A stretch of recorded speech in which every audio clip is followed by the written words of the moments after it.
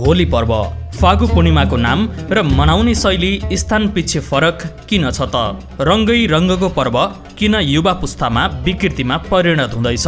प्राचीन ग्रन्थमा के लेखिएको छ? आउनुहोस् आजको भिडियोमा चर्चा गरौँ। दर्शकवृन्द नमस्कार, म शङ्कर भुसाल, तपाईँ जगत खबर हेर्दै हुनुहुन्छ। सर्वप्रथम तपाईँ यो भिडियो कुन ठाउँबाट हेर्दै हुनुहुन्छ कृपया कमेन्ट गर्नुहोला। दर्शकवृन्द, नेपालको पहाडी र हिमाली क्षेत्रमा बिहिबार रङ्ग खेलेर मनाइँदै गरेको फागु पर्व अर्थात् होली तराईमा भने शुक्रबार अर्थात् आज मनाइँदैछ। असत्यमाथि सत्यको जित र हर्षका रूपमा अनि वसन्त ऋतुको उमङ्गमा मनाइने यो पर्वलाई विभिन्न स्थान र परिवेश विशेषमा फरक फरक नामले चिनिने संस्कृतिविदको भनाइ छ। यो पर्वबारे पुराणहरू र प्राचीन संस्कृत साहित्यमा पनि उल्लेख भएको जानकारहरू बताउँछन्। तर होली पर्वका बेला विभिन्न खाले विकृति निम्तिएको र जबरजस्ती रङ दलिदिने तथा लोला हान्ने प्रवृत्ति कायम रहेको भन्दै चिन्ता व्यक्त गर्नेहरू पनि रहेका छन्। काठमाडौँ उपत्यका सहित देशैभरिका स्थानीय प्रशासनले सौहार्दपूर्ण रूपमा होली मनाउन आग्रह गर्दै कसैलाई अनावश्यक दुःख दिए कारबाही गर्ने चेतावनी दिएका छन्। यस्तै अन्य दिनको तुलनामा विशेष गरी सहरी क्षेत्रमा बढी मात्रामा सुरक्षाकर्मीहरू पनि परिचालन गरिएको अधिकारीहरूले जानकारी दिएका छन्। सामाजिक सञ्जालमा होली र फागु एकै पर्व हुन् वा भिन्न हुन् भन्ने प्रश्न सोधिएको र तर्क गरिएको पनि देख्न पाइन्छ।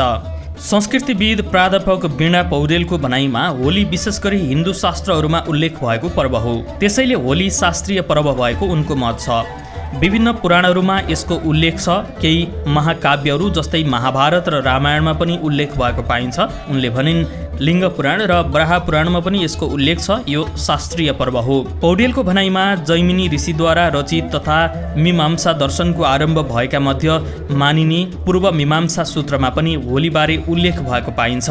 होली पर्वलाई विभिन्न स्थानका मानिसहरूले भिन्न नाममा मनाउने र त्यसको शैली पनि केही फरक हुने हामी देखिरहेका हुन्छौँ। कतै कतै होलीलाई कहीँ होरी भनेर पनि चिन्ने गरिन्छ।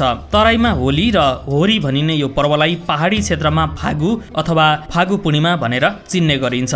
यसलाई वसन्तोत्सव र मदनोत्सव पनि भन्ने चलन छ। अहिले पनि विभिन्न नामबाट चिनिने होलीलाई पौराणिक शास्त्रहरूमा अझ फरक नामले उल्लेख गरिएको पौडेलले बताएकी छन्। एउटा लामो समयसम्म कुनै पनि पर्व चलिरहँदा त्यसले फरक नाम लिँदो रहेछ पौडेल भन्ने गर्छिन्। उनका भनाइमा पहिले होली नेपालको तराईमा बढी महत्त्वको साथ मनाइन्थ्यो। वसन्त ऋतुको सङ्केतका रूपमा समेत लिएको यो पर्वलाई अहिले पहाडी र हिमाली भेगमा पनि व्यापक रूपमा मनाउन थालिएको पौडेलले बताइन्। ठाउँ अनुसार कुनैमा ऋतु र महिना अनुसार र कुनैमा कथामा जोडिएका पात्रहरू अनुसार नाम जोडिएको उनको तर्क छ। लिङ्ग पुराणमा फागुन महिनालाई फाल्गुनिका र बराह पुराणमा पटवास विलासिनी भनिएको पाइन्छ। यसले फागुन पूर्णिमाको यो पर्व बालबालिकाले खेल्ने र मानिसहरूलाई यसले विभूति दिने जनाउने गरिन्छ।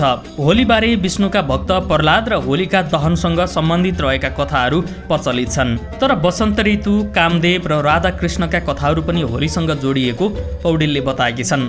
सनातन धर्ममा हरेक भगवानका लागि भिन्न रङको प्रयोग हुने गरेकाले पनि होली शास्त्रीय पर्व भएको उनको तर्क छ। हाम्रोमा भगवानको मात्र होइन, राशि, नक्षत्र र दशा अनुसार पनि फरक रङ प्रयोग हुन्छ उनी भन्छन्। 7 दशक पुग्न लागेकी पौडेलको अनुभवमा पहिलेको होली र अहिलेको होलीमा फरक देखिन थालेको छ। उनले भनिन् पहिले तराईमा घर घर मिठाई लिएर जाने, रमाइलो गर्ने र रङ खेल्दा पनि सकभर नयाँ र निक्खर सेतो लुगा लगाउने चलन थियो।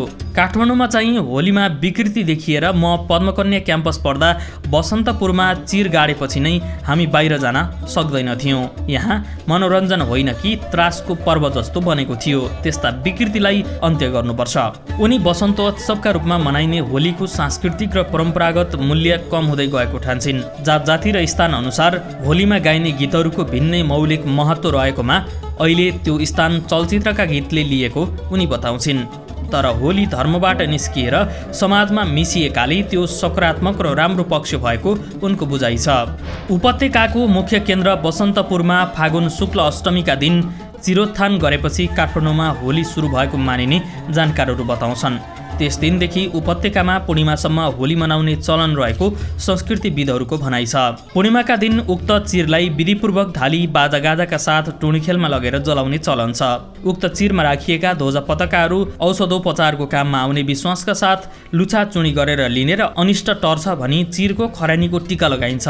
यो कुरा सरकारी समाचार संस्था राससले लेखेको छ।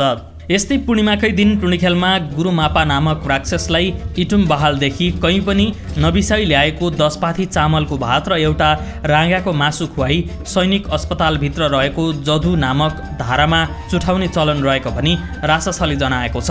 फागु पूर्णिमाकै दिन उपत्यकामा भीमसेनको पूजा गर्ने चलन पनि रहेको बताइन्छ। यस्तै पूर्णिमाकै दिन हिमाली क्षेत्रमा बसोबास गर्ने अल्पसंख्यक थकाली समुदायमा तोरण लह पर्व मनाउने गरिन्छ। तराईमा भोलिपल्ट मनाइने होलीमा रङ खेल्नुका साथै मौलिक गीत गाउने र व्यङ्ग्यात्मक कार्यक्रम पनि आयोजना गर्ने चलन रहेको छ।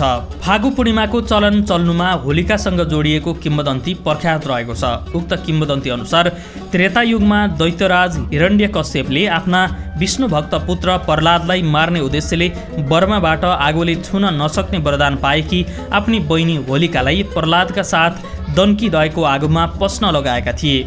तर प्रह्लादलाई केही नभएको होलिका चाहिँ जलेर नष्ट भएको कथामा उल्लेख छ। त्यसै बेलादेखि शक्तिको दुरुपयोग गर्ने प्रवृत्तिकी प्रतीक बनेकी होलिका मारिएको उपलक्ष्यमा फागु खेल्ने परम्परा चलेको विश्वास गरिन्छ।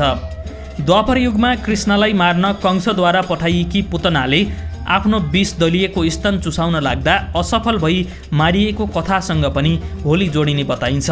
उनलाई वज्रवासीले जलाई फागु महोत्सव मनाउने परम्परा चलेको धर्मग्रन्थमा उल्लेख गरिएको वाल्मीकि विद्यापीठ धर्मशास्त्र विभागका प्रमुख प्राध्यापक देवमणि भट्टराईले जानकारी गराएका छन्। दर्शकवृन्द, फागुको विषयमा ठाउँ अनुसार भिन्न भिन्नै कथाहरू रहेका छन् र मनाउने चलन पनि भिन्न भिन्नै रहेको छ। तर यो रङ्गै रङ्गको पर्व र रमाइलोको पर्व होली पर्वले कसैलाई असर नपारोस्, कसैको जिन्दगी त्रासमय तरिकाले नबितोस् र होलीमै सीमित रहोस्, विकृतिहरू छिर्न नपाओस्। संसारभरि रहनुभएका सम्पूर्ण हिन्दू धर्मावलम्बीहरूलाई होली पर्वको हार्दिक मङ्गलमय शुभकामना। आजको भिडियोबाट हामीहरू पनि बिदा हुन्छौँ। नमस्कार।